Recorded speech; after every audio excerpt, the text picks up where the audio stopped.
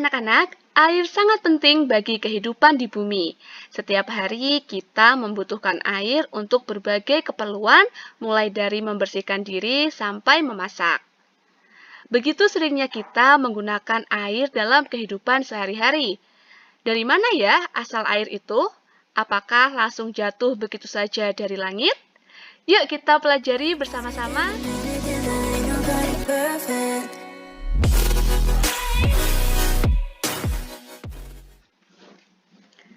Halo anak-anak, Assalamualaikum warahmatullahi wabarakatuh.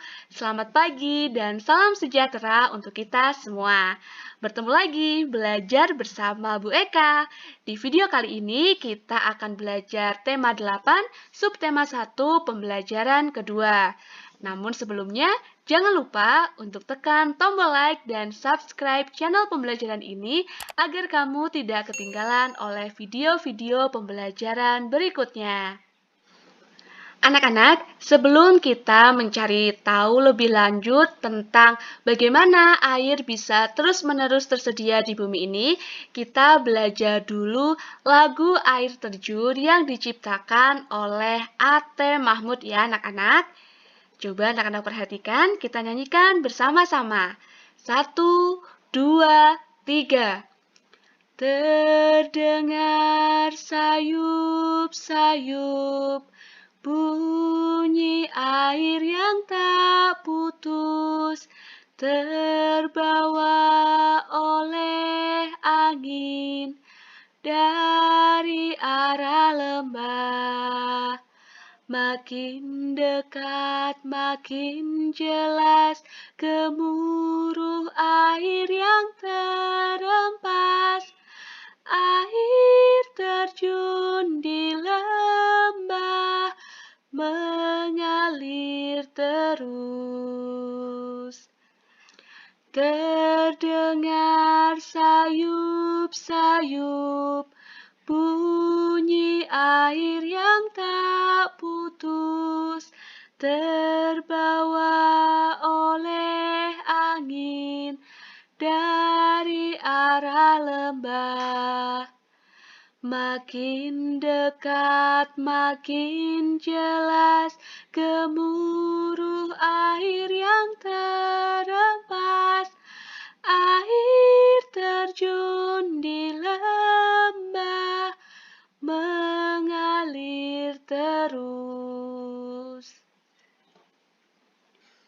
Nah, anak-anak, lagu Air Terjun ini silakan anak-anak pelajari, kemudian kalian mencoba berlatih menyanyikan lagu ini.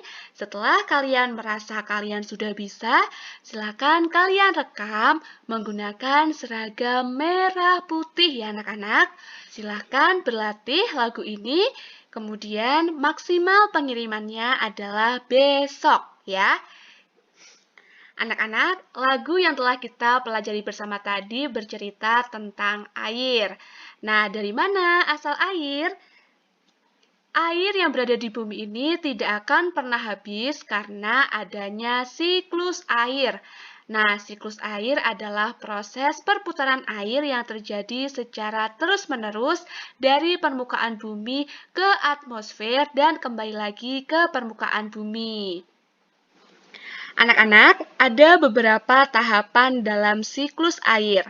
Nah, tahapan yang pertama adalah evaporasi atau penguapan. Kemudian tahap yang kedua adalah kondensasi atau pengembunan. Tahap yang ketiga adalah presipitasi atau turunnya hujan. Dan yang keempat adalah infiltrasi atau penyerapan. Untuk lebih mengetahui tentang bagaimana tahapan siklus air ini, kita pelajari bagian berikut ini. Anak-anak, tahapan siklus air yang terjadi di muka bumi ini, tahapan yang pertama dimulai dari evaporasi atau penguapan. Air di permukaan bumi akan mengalami penguapan oleh panas matahari. Air dari laut, dari danau, dari sungai akan mengalami penguapan karena adanya matahari. Selain itu, penguapan juga akan terjadi pada tumbuhan. Nah, penguapan yang berasal dari tumbuhan ini dinamakan transpirasi. Nah, uap air akan menuju ke atmosfer. Selanjutnya, akan terjadi peristiwa kondensasi. Nah, uap air di atmosfer ini akan mengalami pengembunan dan akhirnya akan membentuk awan-awan. Nah, awan-awan yang semakin tebal tersebut mengandung banyak titik-titik air dan akhirnya saling bergesekan. Kemudian, akhirnya terjadilah presipitasi atau turunnya hujan. Nah, titik-titik air yang jatuh menuju permukaan bumi dalam bentuk hujan ataupun salju. Nah, air yang turun ke bumi dalam bentuk hujan tersebut kemudian akan mengalami tahap infiltrasi atau penyerapan. Nah, infiltrasi ini merupakan meresapnya atau masuknya air hujan ke dalam lapisan tanah untuk kemudian disimpan sebagai cadangan air tanah. Aliran air dari hujan atau salju yang mencair kemudian akan bergerak menuju danau atau lautan. Anak-anak kemudian air hujan yang mengalir ke danau, ke sungai, kemudian bermuara lagi ke laut, kemudian akan menguap setiap hari, kemudian akan mengalami kondensasi, presipitasi lagi, infiltrasi lagi, begitu seterusnya setiap saat. Oleh karena itu, air yang berada di bumi tidak akan pernah habis selama ada siklus air. Nah, anak-anak, tugas yang pertama, coba sekarang anak-anak buatlah skema daur air atau siklus air di buku gambar ya. Jangan lupa tugasnya diwarnai agar gambar kalian tampak indah. Nah, ini adalah beberapa referensi yang Bu Eka cari di internet tentang siklus air. Nah, ini gambar-gambarnya. Anak-anak bisa mencari gambar lain di internet sebagai referensi apabila anak-anak kurang tertarik dengan gambar-gambar ini. Bebas, sesuai dengan kreasi kalian. Jangan lupa gambarnya diberi keterangan. Ini proses evaporasi, ini proses kondensasi, ini presipitasi, kemudian infiltrasi. Nah, anak-anak, sekarang coba kita baca cerita yang berjudul Semut dan Beruang pada buku paket halaman 11-13 ya, anak-anak. Nah, dari judulnya saja, Semut dan Beruang, bisa kita identifikasi bahwa teks ini merupakan teks fiksi, anak-anak, karena semut dan beruang tidak mungkin bisa berbicara di kehidupan nyata. Oke, Bu Eka beri waktu 10 menit ya anak-anak, silakan kalian baca ceritanya di buku paket halaman 11-13. Videonya bisa kalian pause dulu ya. Anak-anak, sekarang coba kalian jelaskan peristiwa pada cerita Semut dan Beruang dengan menggunakan bahasamu sendiri.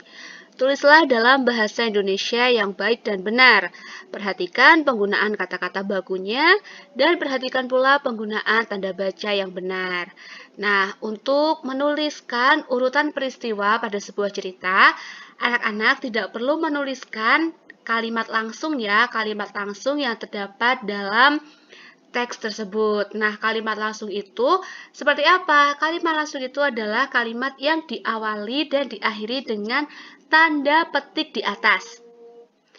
Nah, contohnya seperti dalam bacaan ini. Apa yang kalian lakukan? Kenapa kalian menggali? Tanya tikus tanah yang merasa terganggu dari tidurnya. Nah, yang ditandai oleh ada tanda petiknya itu dinamakan kalimat langsung. Nah, itu tidak perlu dituliskan dalam menuliskan urutan peristiwa. Lalu contohnya bagaimana dalam menuliskan urutan peristiwa? Di sini di pembelajaran ini akan Bu Eka berikan contohnya. Nanti di pembelajaran berikutnya jika ada tugas untuk mengurutkan peristiwa, anak-anak sudah tahu ya, bisa dibuka lagi pembelajaran yang ini. Nah, ini contohnya. Jadi, suatu hari, Berry si beruang mengeluh karena mata air terlihat semakin sedikit. Berry si beruang melihat seekor semut hitam berjalan membawa guci untuk mengambil air di mata air tersebut. Berry mengancam semut. Namun, semut hitam kecil itu tidak memperhatikan ancaman Berry. Berry beruang marah dan mencari semut. Namun tidak ketemu. Akhirnya dengan jengkel, Berry kembali ke sarangnya di dekat pohon oak. Jadi tanpa ada kalimat langsungnya ya anak-anak. Kemudian, semut-semut yang menunggu di lembah semut gelisah karena kehausan. Akhirnya, semut-semut yang haus berbaris menuju mata air. Salah satu semut melihat guci air milik semut hitam yang tergeletak di jalan. Mereka berpikir semut hitam telah mendapat masalah. Urutan peristiwa yang berikutnya, seekor kelinci mencoba melarang semut agar tidak pergi ke mata air tersebut. Akan tetapi, semut-semut itu tidak takut dan akan pergi menuju sarang beruang. Di tengah jalan, seekor tupai mengingatkan semut agar tidak ke rumah beruang yang sedang marah. Semut-semut tersebut tidak peduli dan tetap menuju sarang beruang. Sampai di depan pohon oak tua, tempat sarang beruang, mereka menggali sebuah lubang. Seekor tikus tanah yang juga pernah diancam beruang membantu semut menggali jebakan. Urutan peristiwa yang berikutnya, Beri beruang kembali ke sarangnya dalam keadaan kenyang.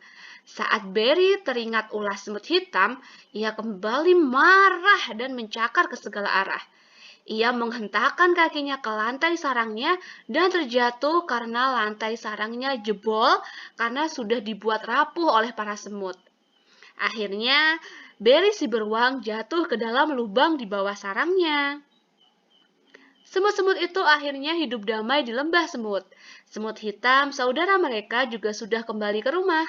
Ternyata ia hanya terpeleset di jalan. Para semut akhirnya bebas pergi mencari makan dan minum di hutan.